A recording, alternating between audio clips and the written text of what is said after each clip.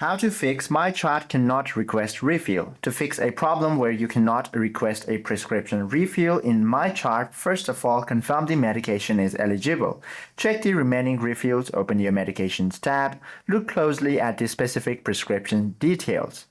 Then, also identify the controlled substances. Be aware that the strict federal and state regulations govern specific classes of medication.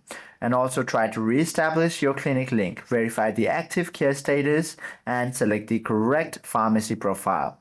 And also try clearing the interface technical bugs. You simply have to open app drawer from your device, then look at the app icon. Once you long press it, you should be able to access the app info. Scroll downwards, then head to the storage section to clear the cache.